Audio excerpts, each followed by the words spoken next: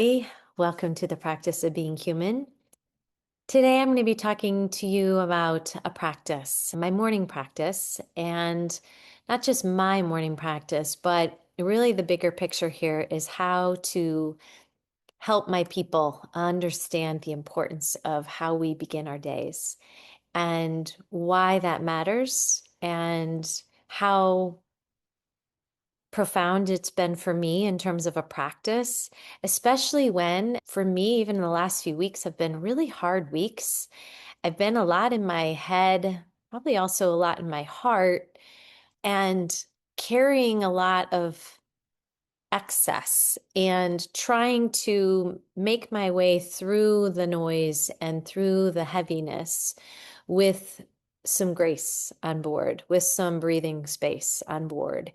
And so my morning practice has become even more essential, I feel like, for me, because even though I don't quite know why I'm feeling some of the things I'm feeling, I trust, number one, because I've been here so many times before, that I'll get to the other side. Two, I surrender more readily to this uncertainty because I've been here before. But this is hard for my people who are not maybe as accustomed to this. And especially my young adults who are still trying to figure out how, with a world that's teaching them to the moment they wake up to check in, get on their phones, it's social media, it's plugging in versus I believe the wisdom that we all want to listen to more deeply is the waking up and the tuning in. Two very different things. Checking in, tuning in. We tune in and then we check in.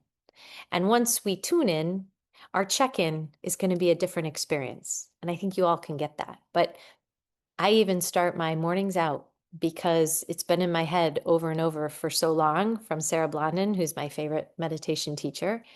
She has been therapy for me. And the breathing in, I'm aware of my in breath. And then the breathing out, I'm aware of my out breath.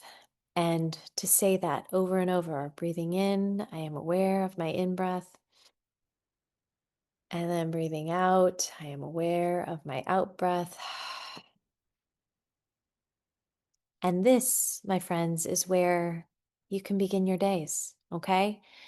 So, another beautiful way to meet your day, along with breath, is with gratitude, to say thank you. Because as Maya Angelou says, this is a new day. Never seen this one before. It's going to be a good day. So, how do we want to meet it? Feet on the floor, maybe hand on heart, body upright, and we carry on.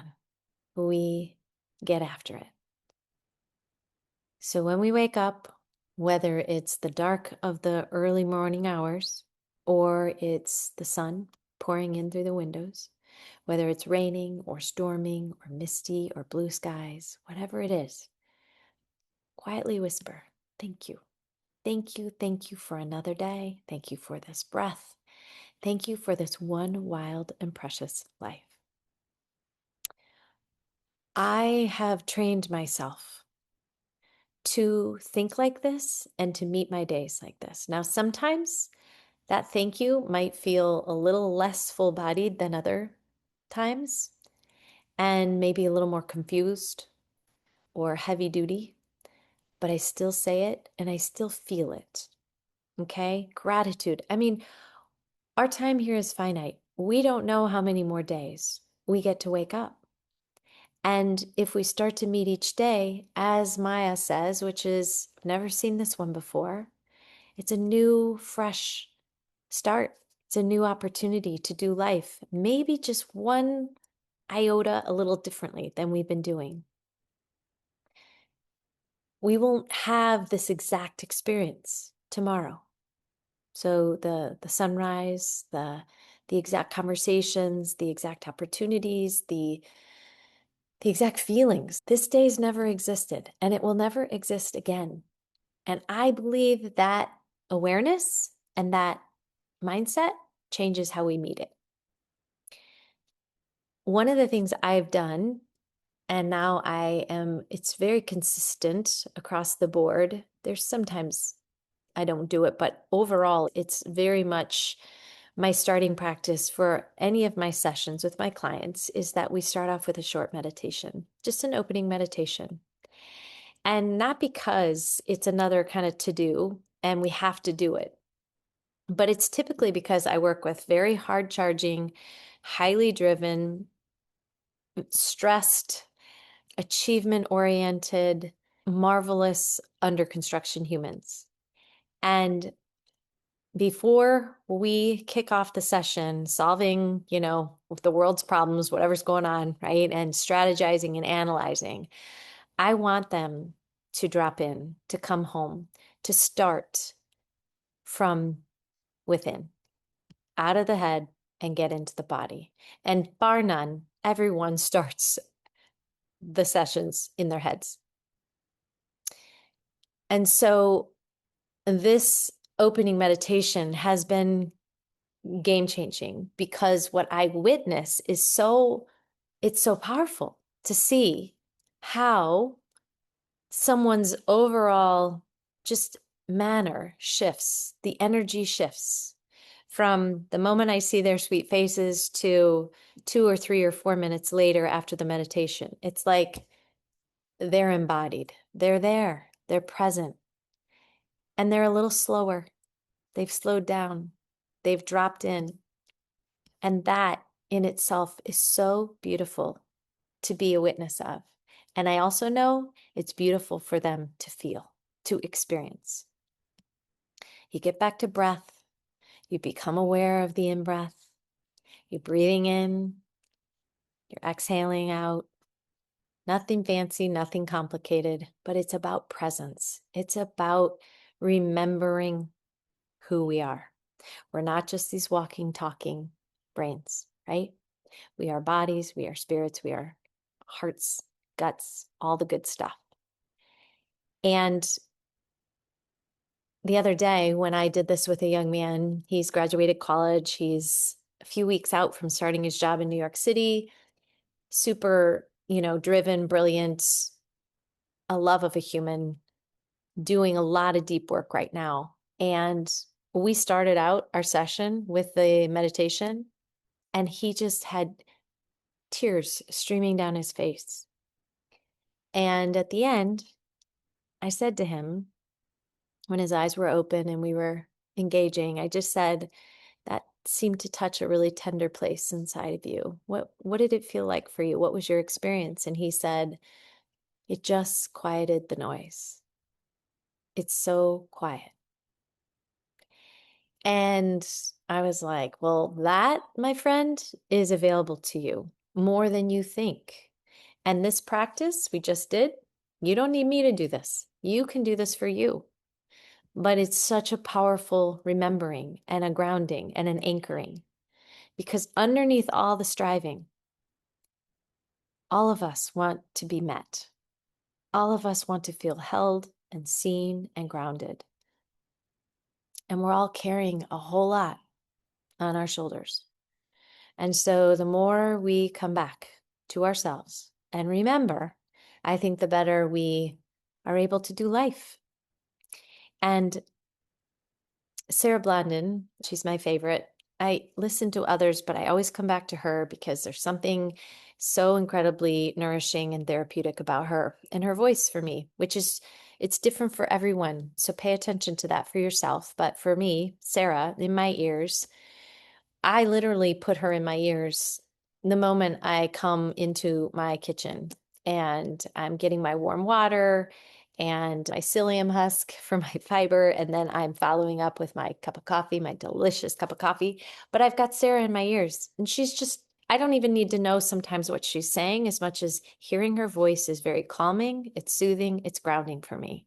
And it's a beautiful way to start the day, because my days, once they get going, they don't stop. And by nighttime, I'm cooked. I'm so tired.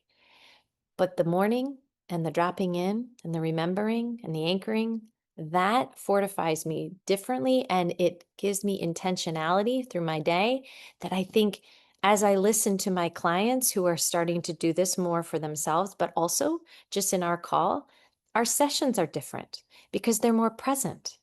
And when they experience what it is to be more present and slow down, the more compelling it is for them to say, I want more of this in my life.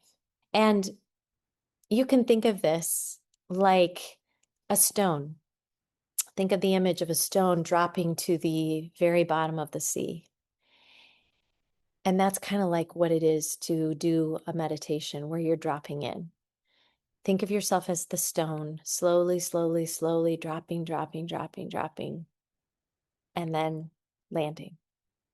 And that is delicious. It's so fortifying. I don't even know. I just feel like a big encapsulation of like, I'm held. And I think my people feel a similar thing. So you get out of the endless commentary from the mind and you remember that beneath all of it, there's you, there's stillness, there's quiet. And you want to tap into that each day. I tell my clients often, and I believe this in my very being, that life is a holy walk. It is a full-bodied holy walk. And not because every day is easy. Far from it. Life hands us all sorts of interesting, colorful, and sometimes really heavy-duty things. And grief and heartbreak and fear and loss, and insecurity and disappointment. I mean, yes, to all of that. But it also brings so many other things with it. Joy, curiosity, acceptance, surrender, beauty, wonder, awe. And when we have the ability to be held and to learn what it is to hold ourselves, right? And to be held. I feel like the full-bodied nature of life doesn't feel so heavy duty. It's more like we know there's a landing spot.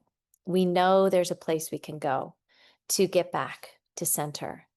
And the resilience that is required to do this big full-bodied life doesn't come from controlling life.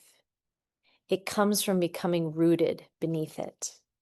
And if we don't learn how to anchor in ourselves, in our depths, in silence, I think we're going to get tossed and turned and chewed up and spit out by life, because there's always going to be something that's going to turn us upside down and all around. It could just be an email. It could be the market swinging here and there. It could be disappointment, fear, whatever it is. So when you consider that all of us can have a morning practice that helps us begin our days and respond to the longing that so many of us feel. It's like this ache that we can't quite name, but it's a homing signal, right? It's like, come here. It's like a heat-seeking missile. It's like life is inviting you inward, okay? And it's calling us back to ourselves. It's not taking us away from life, but it's taking us deeper into it.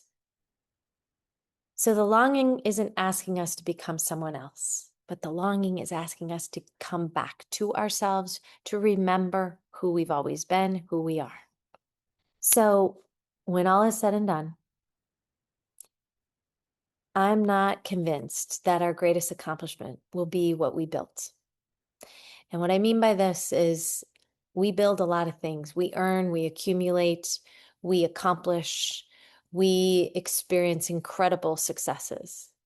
But I really wonder if what matters most is the peace that we cultivate, the love that we embody, the presence we offered and offer to others.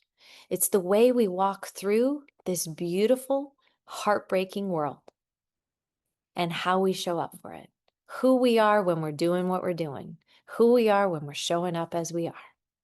So every morning, I make my coffee, I walk into my sunroom, I close my eyes, and sometimes I place a hand on my heart, or it could be my belly, my head, simply in my lap, wherever it feels like it needs to land. And then I breathe and I breathe in, and I know I'm breathing in, and I breathe out, and I know I'm breathing out, and I just let myself settle like the stone at the bottom of the sea.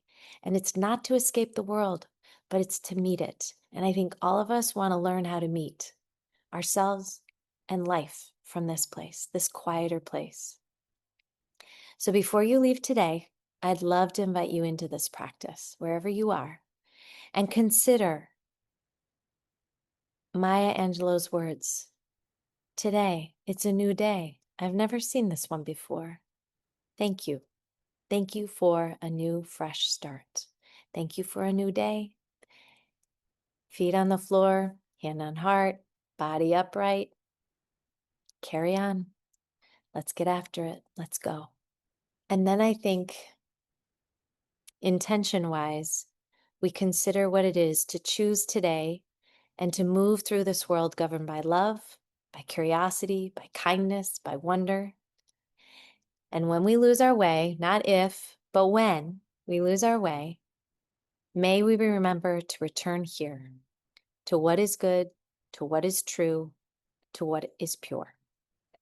So take in one more deep breath and a sigh of grace. Look around and remember, you've never seen this day before. And may you move through it gently. May you be safe. May you be protected. May you live with peace and ease. And may you remember who you are. May every person you encounter today, you leave feeling just a little bit more connected to the goodness that already lives within them. And as you connect to your goodness, you help others connect to their goodness. And that's the magic. And it keeps on giving. That is something that I think all of us can do more of. So this is where I believe we begin. And I will see you next week. All the love.